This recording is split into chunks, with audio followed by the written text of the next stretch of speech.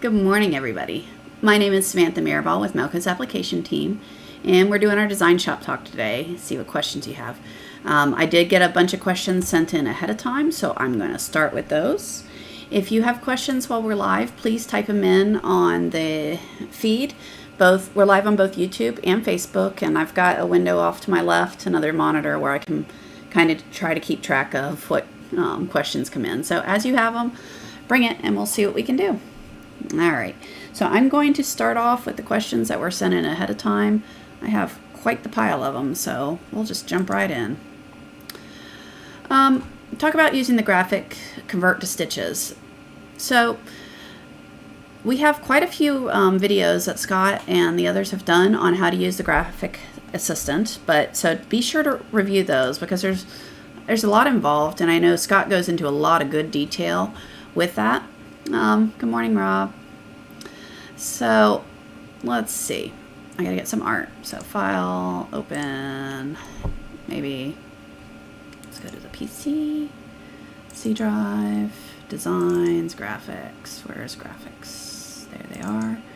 And because I like the coffee cup, because you know, who doesn't love coffee? All right. So you have a few options. You've got this graphic conversion assistant. That's kind of fun. And then you have the stitch graphic region. I really love the stitch graphic region. That works on things that are not only vectors, but it also works with JPEGs. So let's say you've got a JPEG with clear edges. It's nice and clean. And you want to say, all right, go find the shape of all the black stuff in like a circle on there. You could click on it. Similar to this one, I click here and it finds all the edges and turns it over into a fill area or whatever it would be. So that's this guy right here, the stitch graphic region. So that one's fun. Let's see. I have the vector here. So let me turn off the vectors. All right, so this is actually a bitmap right here of the same thing. So you can see how that works. If I click on the brown stuff, let go there. It found the edges of that shape and turned it into stitches for me just by using the stitch graphic region. So that one's kind of handy for when you don't have it drawn as a vector to, try to get most of the shape, get it a close. Now, if you have the vectors, you can of course just take them and run with it. So add a start and a stop and a stitch direction and you're done. So you don't even have to use the graphic assistant. Now, you can always step through it. So if I go to the vector list and I go, all right, let's do the graphic assistant. Now you can work through it and decide what it is you want to do. And it's a wizard, if you will. So you just step your way through it. Do you want less colors? More colors. You can kind of go through there and decide what colors. How much of an overlap? All right. So if you have things line to line, you don't necessarily want to leave them line to line. You might want some overlap there so that when it goes to sew out, you have some overlap. Okay, it's a pad to make sure you don't have gaps in there.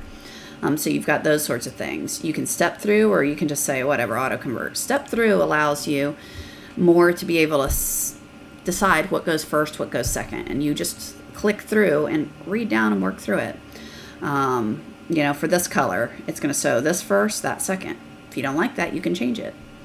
Okay, so it's pretty straightforward to walk through. What was your actual question now that I got on the side? Yeah, so one of the things that is convenient to look at when you do the like the auto poof, what I call poof. We can't get out of this, exit.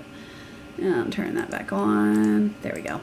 So notice right here, if I'm just going to say convert using that button, see there's this flatten button. If you say flatten, you have an overlap here, and that's how much of an overlap it's going to leave. If you don't have flatten on, it's going to have fill upon fill upon fill stacked. Okay, so you just keep that in mind. So that is that same flatten thing that you see in the wizard. Okay. All right, what other questions do we have? But check out those videos. We did get you the link to them, and they're really well done. So see if that helps any. So we have a question, how to convert vector cut lines generated in Illustrator into stitches. All right, so so that I'd have something, I made a big cut line in Illustrator. So I took the impact font, drew an S, made it big, converted to outlines, and now I have a shape that I can do. So this is how I do it. I don't bother saving it off as you can save it off and import an SVG, but personally I just open the file, select the element, say Control C. I come over to DesignShop and I Control V. So that's basically copy and paste, right? So Control C is copy, Control V paste. And now I've got that vector in here. So now that I have the vector in DesignShop, now I can create that placement, zigzag, and top stitch. So that's really quick to do. You can do it a few ways. You can click on this guy here, change element from one type to another. So first, click the shape.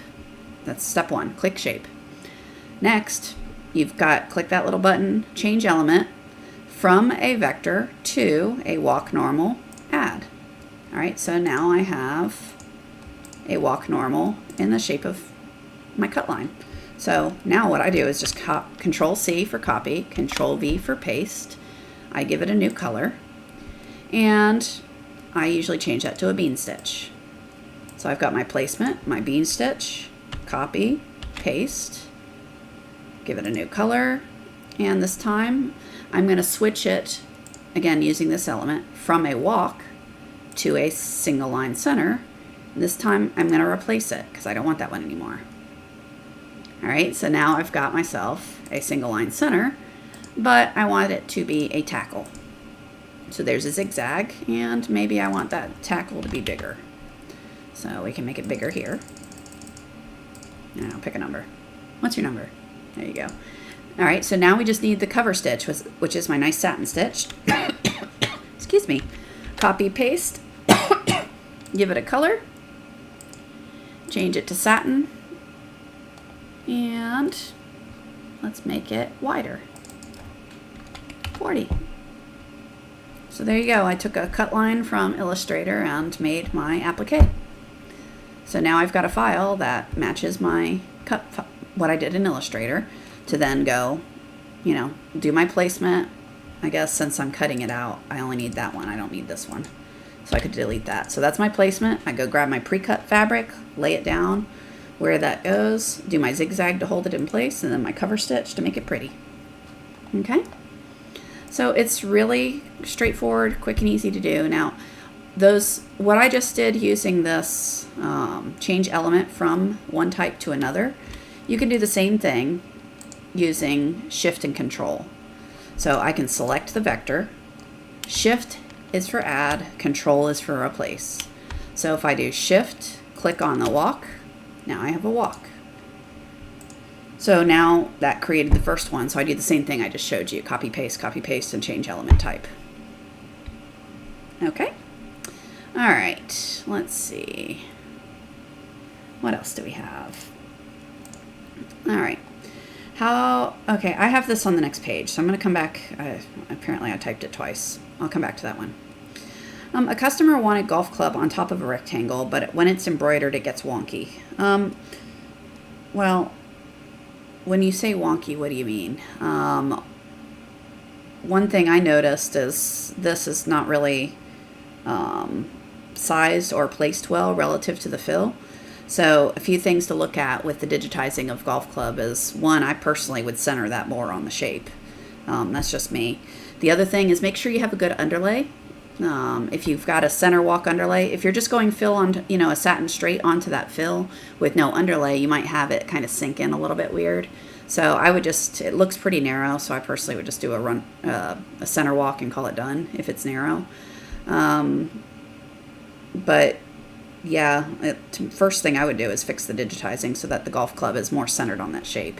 It almost looks like it's rotated. And then check your underlay, and then you can always put a topper, but that's probably, I wouldn't.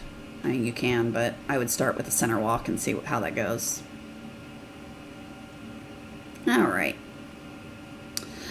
This is the one. So how to convert stitches to a bean stitch, center line and not outline. So basically you're not wanting this, you're wanting this. All right.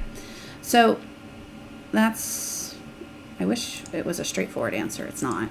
So let me go open some stuff. Okay, so I'm going to open one other. Sorry.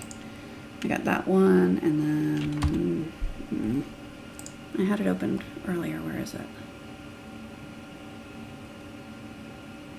Fill. There it is. Okay, so what I did is, first off, I noticed that was a custom script. So I just used custom script, typed out the font. This is an embroidery font, which isn't what you're looking for. So I took that, I right-click, Operation, Convert to Vector. And again, if you zoom in on that, you'll notice each element is overlapping. You see that? We don't want that. We want to merge these all together. So I selected everything, and then right here, Combine Elements. All right, so now I've got the shape. Now, there's a few ways you can do this. All right, so I could take this whole thing. I can go use that graphic. Oh, let me not do that in this file. Sorry, cancel. It's going to do everything in the file, and I don't want that. So I'm going to just copy this, paste it to a new file, paste and center. All right, let's do it now. So graphic to conversion assistant. You've got this. Yeah, so I'm going to step through it. Yeah, this is all good. All right, so step through. Right here, you'll see there's a box, find and use center line. All right, so you can tell it to do that. And then you can tell it what to do. Do you want to do a single line center? Or do you want to do a walk normal or a bean? You want a bean. Notice it's found the center line, and if you look close, it's not always what you actually want, but let's go ahead and do it and see. So next, there. So it found the center line. It's not the cleanest looking thing, right? Because personally, I would modify this to make it work. It did find the center line of the whole thing, but some of it is not ideal. So that's one way you could do it. What I prefer to do is take this shape and add another color and add a stroke. All right, that's too much of a stroke. Let's back that off a little. There. What is a stroke for? So this is better, easier to see on something that's not script, that goes from thick to thin. But if you're trying to digitize down the middle of something, rather than just eyeballing it, if you add the stroke, notice that's giving you the center, or closer to seeing the center of the element. So make it till it's really small, because then what you can do is just digitize it, and you'll get a nice clean answer that way. So I can now go down the center of this thing. Oh my goodness, something just blew up outside. I wonder if there's a launch. Sorry, I live in the Space Coast, and over here, whenever there's launches, there's like a sonic boom. It's exciting. All right, so you'll notice I'm kind of eyeballing the midpoint all the way through here. And the stroke, all that did was stop my guessing of, am I really at the middle point or not? So it gives me something to aim for that's a little nicer. So if I take that, that is by far, I think, cleaner than that looks. So, and it doesn't take long to click through it, but when you're doing the center line, yes, you can use the graphic assistant and tell it to find center line right there. And sometimes, depending on the art, it works great. Other times, you've got to kind of finesse it a little bit. Like you could take this and just modify the points until it looks like you want. I just prefer kind of doing this sort of thing. Okay. So, yes, you can, but if you do a straight conversion, it'll give you outlines, which you've already seen. To do the center line, you got to use the graphic conversion assistant, and it's kind of, it's there, but you got to modify it. At least I would. Okay, so we had another question. How would you recreate this in DesignShop? Well, one, this is done by hand. You can see they've drawn the lines, and they're kind of doing it all by hand. But there's a few ways we can do this. So where's DesignShop? There we are. So here's one example. Oh, it's locked. Look at that. Undo. I don't want it locked. I want to be able to modify what I want. All right. So here is one. So all this is a fill with a properties set. So if you go to the properties, you'll see right here, I can tell it to be stitch angle of 90, and then right here I can set some info. If you do it a partition of 8 with the first 4 being 0 and the last 4 being 4, that will give you that kind of basket weave look. Okay, so that's one way you can do it, is literally just do a fill, set the partition to 8, and do 0, 0, 0, 0, 4, 4, 4, 4. Okay, so you can look at those properties, copy those, and that will give you this look. All right, another one, which you can modify this is one I just did real quick, which has larger gaps than you probably want between these.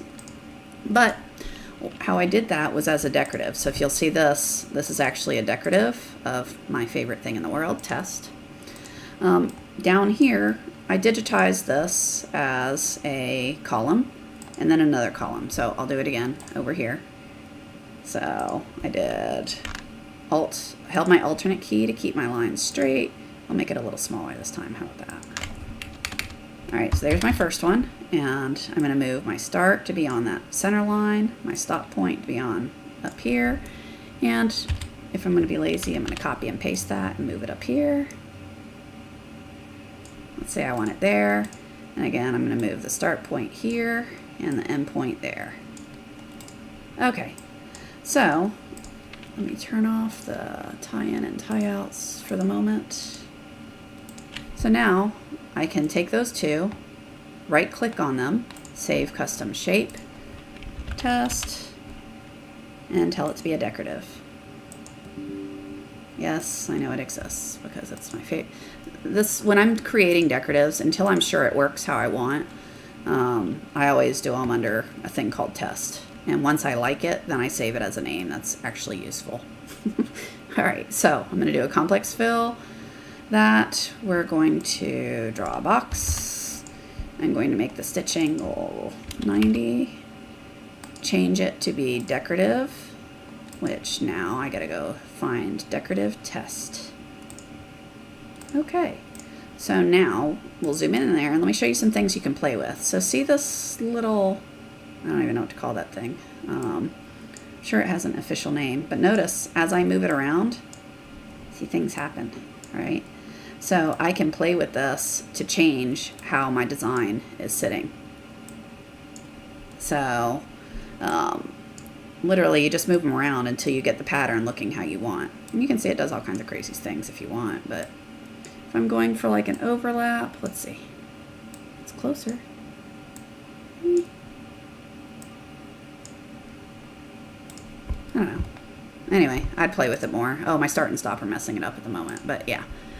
So I played with it beforehand with my first test, which was this one here, and got this guy over here. And I did literally the same thing. I just moved the little lines around until it did something that looked pretty to me. Okay, so that's another way you could do that same style, if you will. Okay, do we have questions typed in? I don't see any. Okay, what else do we have? Where can you learn to do a trademarked name stitch? Okay, so that term is trademarked. So the actual general term for it would be a, you could call it a global underlay because it's essentially an underlay stitch. It could also be a primer stitch, which is what we call it in our software. So to create your little underlay, there's a few ways we can do it. So we have lots and lots of videos. I probably cover this every week on the DS Talk. So be sure to check out the primer video. I know Scott and Nate maybe, or just Scott, I don't remember. There's a really good one out there that was done on the primer stitch. So check that out. But brief overview on it is I can select whatever I want. I can go Object, Generate, Basting, or Primer. And I want to change that to a primer stitch. And here you can set how far out you want that underlay thing to go. So apparently I select the entire design here and not what I thought I was selecting. So you can see it did. Sorry about that. But you see it did a really big primer stitch for us. So I don't want that one. I like that one. All right. So I'm going to convert that to stitches, the cheap way. There we go. And then object, generate primer, primer stitch, I don't know, 30 points. Poof. Now I've got a primer stitch. Okay, global underlay, those sorts of things. All right. Okay. We have a question typed in. It says, good morning. How do you remove stitches that overlap? So let's take this shape and I'm just going to move it. So now I have two shapes overlapping. And let's say I want, all right, let's not. Let me do a new file so it's not quite so ugly. All right, so I got a square. Now let me draw a circle in a different color. There, now I got some overlapping stitches. All right, so I've got all that under there. How can we do that? Well, we can do it the hard way, right? So I can come over here and go, all right, there's add a point there, take this one, move it over, and oh wait, that should be a curve, so I add a curve point, I can move that. So, you know, I could do this the hard way. That's no fun. So I'm gonna undo all that, and let's do it the fun way. So you select the shape that you want to take stitches out of, all right? So I'm gonna click on this guy here. So click on that one. And then you hold your control key down on the keyboard and select what you're subtracting from. I'm going to subtract that circle out of it.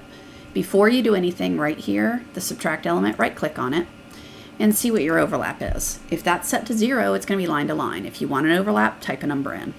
You know, somewhere between 5 and 10 is probably plenty. So I err on the side of overdoing it, but not always the best option, honestly. All right, so once I do that, I can click subtract elements and look at that. It's nice and subtracted close to that. It does overlap a little bit, so I don't end up with gaps in the stitching, but deleted stitches. And that works with pretty much anything, right? So I can type text on here. Look at spell. There.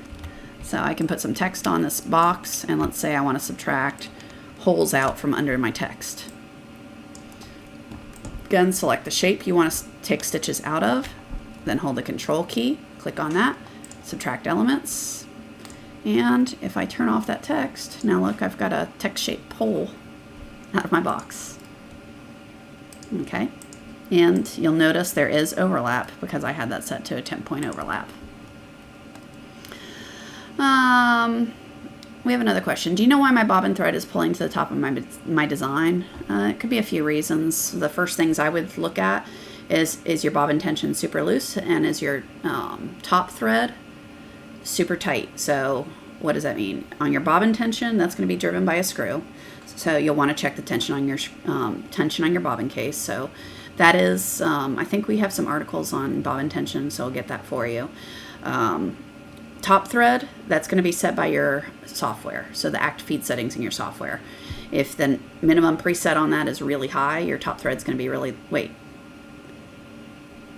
bobbin pulling to the top. All right, so if your top thread, the number is really low, you might be pulling that top thread too tight and it's pulling your bobbin up. But honestly, I would first and foremost look at your bobbin tension. It may be super loose. So that's what I'd start, is looking at, make sure your active feed number is appropriate for what you're sewing and your bobbin tension is correct. And don't forget to clean your bobbin case. Don't just go straight to cranking down on the screw. Clean it first, because a lot of times it's just lint under there. Okay, and we got you a link on bobbin tension. All right, what other ones were sent in? Yeah, so I check on the bobbin tension as a first stop. How do you change the cursor? Okay, so that's under preferences. So tools, options, I think, preferences, right here, digitizing cursor. What do you want your cursor to be? Big, small, crosshairs, arrows? You can set it here. Okay, so that's tools, options, preferences. Here's your cursors. Okay. What else? How do you digitize for the XL hoop? kind of the same way you digitize for anything. You digitize a design. Now, the considerations you'd have for the XL hoop, since it's, large, is you want to make sure you're paying attention to good digitizing practices. Work center out, finish as you go. So don't expect to sew an entire massive design and then go do a bunch of little outline work. It's not going to line up right. So you're going to want to finish the design as you're going along so that you're not dealing with shift associated with the embroidery. So make sure you're finishing as you go. Pretty much the same techniques you use for tiny embroidery is what you use for large embroidery. So center out, finish as you go is critical. I can't overemphasize that enough of how important that is. And then, watch your stitch count. Make sure you're not hammering things to death over and over, because the more you start putting on a massive hoop, the more it's going to want to pull in because you're just overdoing it. So you might have to pay a little bit more attention to what type of underlays you're doing and the densities on your fills and things like that to make sure you're not pulling too much. So it's, the same way you digitize for anything. It's just a matter of really paying attention to the good digitizing practices.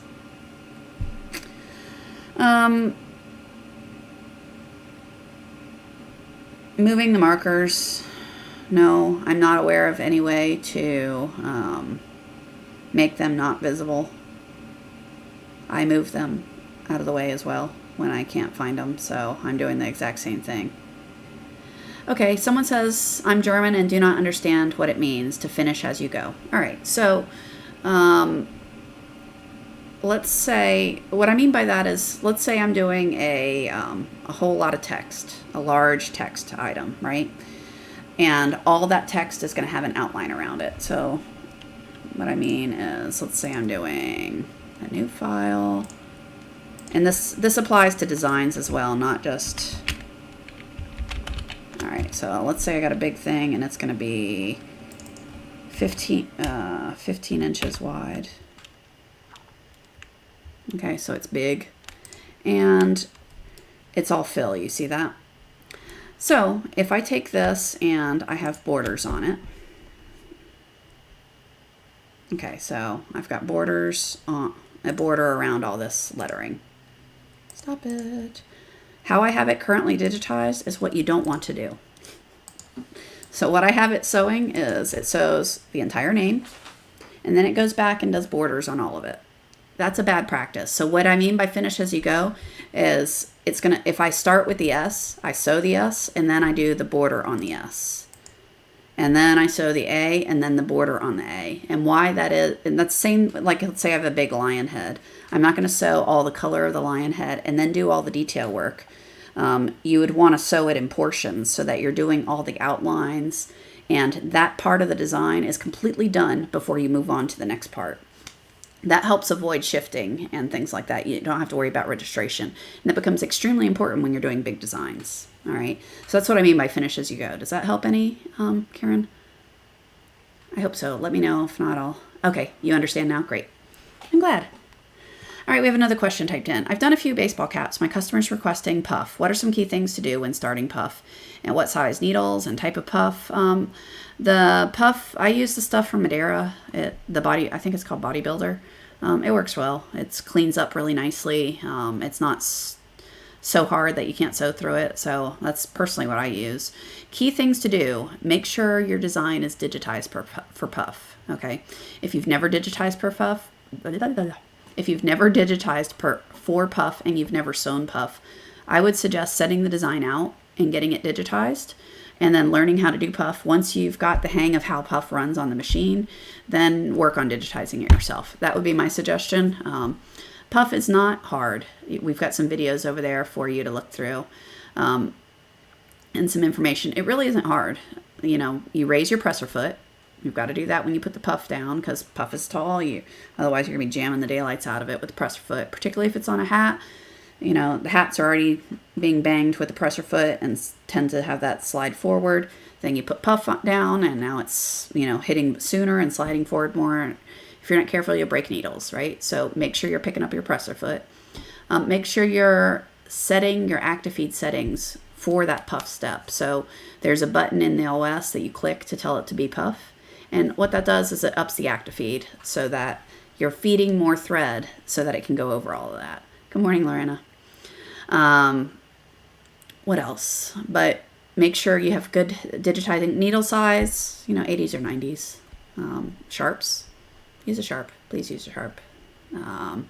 Sharps are better on hats anyway. So I mean, you can use 70s. I'll be honest. I misbehave myself. I usually run 7511s ballpoints on everything until they won't run. And then I go, well, I know better than that, because I do. And when it misbehaves, then I will go ahead and change it over to the needle that is best suited for the project. Because sometimes I get lucky and what's already on my machine will run just fine. So don't do that. Just put the right needle in. It's less frustration. Oh, let's see. Needle type of puff. There's the bodybuilder. I think that's what it's called. But yeah, it's really pick up your presser foot, up your active feed for the puff set. Do all the embroidery first. So let's say if you're doing this design on a hat, you're going to do all the outlines first and then the puff for the Samantha. That will be second, because you got to do all your flat embroidery first, and then whatever's under puff goes second, or goes last, really. Okay. All right, Rob, great. So let's see. Okay, no, I don't know how to make those markers smaller. How do I get, okay, you want to do this, and you don't want that stuff in between. All right.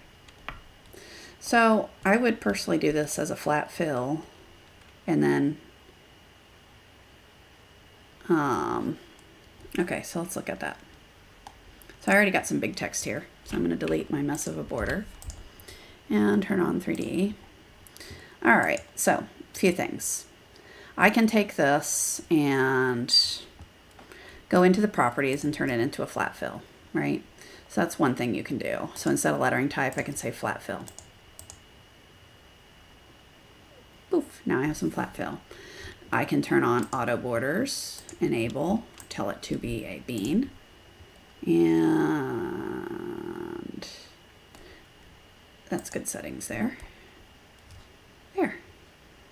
And with the flat fill, it doesn't have all those miters, so it just does a nice clean edge. So that's how I'd set it up. So set it to be a flat fill, and then particularly with what you're describing. And notice my finish as you go. I'm doing a letter and then the outline, letter, outline, letter, outline, letter, outline, the whole way. Yes, it's more color changes, but it's way better. Another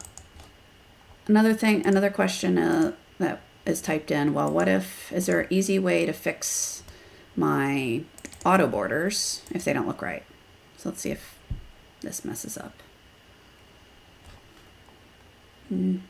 It didn't, but right here is because this is turned on. So right here, there's this corner effect, and you can see that the corners are already taking. See how this is capped and this is mitered? That's because these options right here are turned on under the auto border. So for the auto border, you can go to the corner effect and go modify here, and that way you can get the corners to clean up. Because if that's turned off, I bet you this would produce some interesting stuff on some of these corners. Let's see. Yeah, like this would not sew well at all because of how it's swinging around. It's doing about a gazillion stitches in a tiny little area, which is not a good look. So turning on those, this design is huge because remember I made it 15-inch lettering. But now you see now I've got my miters and my caps.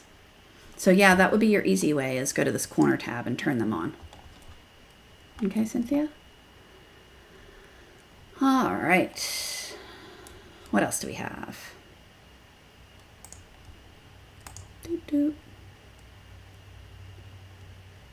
Okay, so I showed you how to change that to look as a fill, a flat fill instead of using the regular, and that's what made those letters all look seamless. We got a bunch of maintenance type questions, and I can give you a start, but that's kind of hard for me to do here in this setting. So my Bravo keeps pulling the bobbin thread and breaking it, and then you got to change it. How do you fix this? So what I would suggest is, depending on your machine, if it's the ACAT type trimmer or an XT trimmer, clean it well, oil it well, and that might mean pulling the trimming module off. You know, on the XT, you pop the little clip, pull the knife and selector assembly out, clean under that. If you have lint buried up in between the pieces, it's going to delay it. The other thing, look where those cables go, and there might be dust back there preventing the motion from moving smoothly. So blow all that dust out.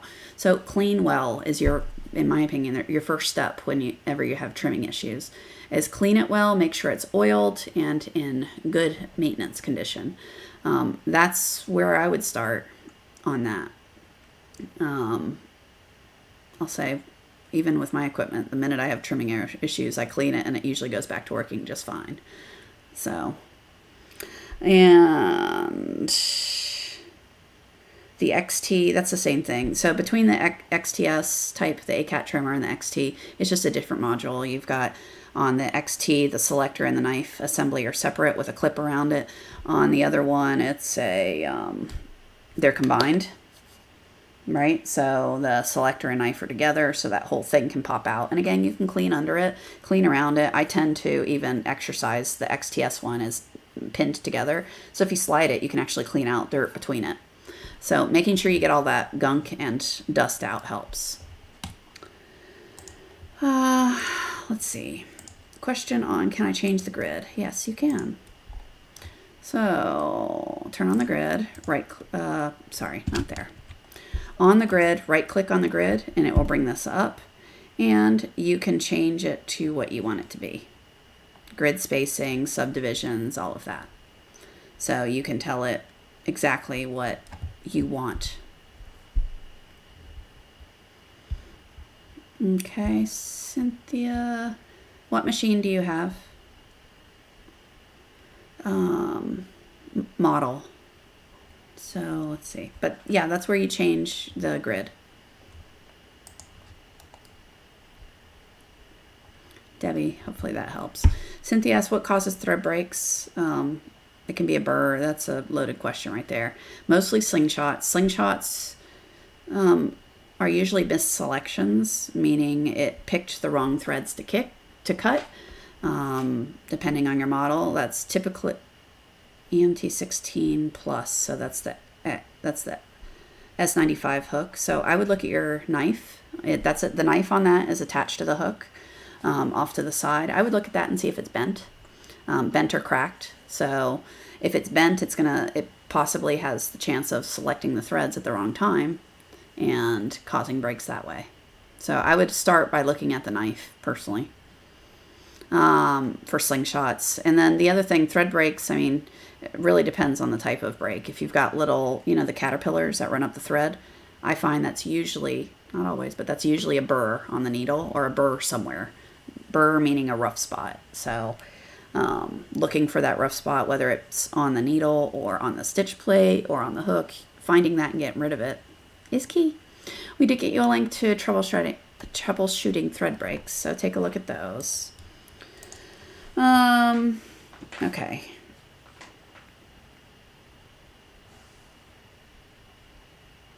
So I couldn't quite decide what was going on here. I think what you're showing is your carriage slammed all the way to the left instead of being on the center. So my assumption, and I'm making guesses here because I don't know for sure. If you power on the machine and it goes all the way to the left and stops and goes, hey, I'm home, and clearly it's not centered, because when the machine powers up, it's supposed to go and find the home position on the carriage. So that just says it missed the sensor. So what I would look at is, one, turn it off, move it back to the middle, and just repower it on. When you move the carriage when it's unpowered, don't do one of these and shove it fast. Move slow. When you move the carriage, it back powers the motors. It back powers the board, and you don't really need to be jamming a ton of power into the board, right, by shoving the carriage. So move it slowly to the center, power it on, and see if it finds it.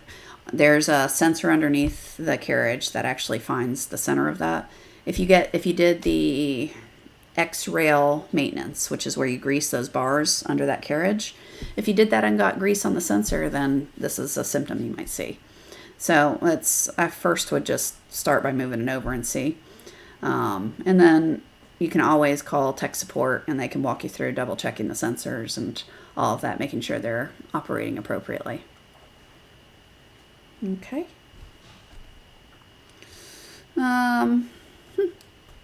What other questions do we have? Those are all the ones I had sent in. Let me quick look and see if I missed any typed in. Primer, bobbin, we talked about that. And that, and all that. Excellent. Okay, so those were all the questions I had ahead of time.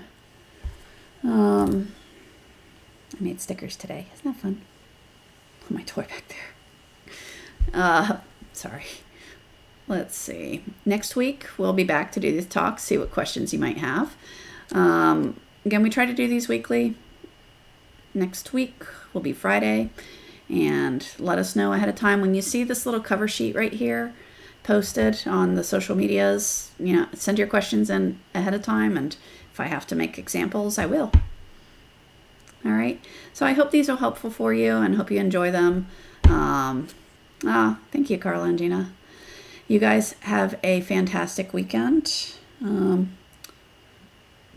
have injured children. It's fantastic. Anyway, so that's neither here nor there, but you guys enjoy yourself. I will talk to you next week and have fun sewing. Till then.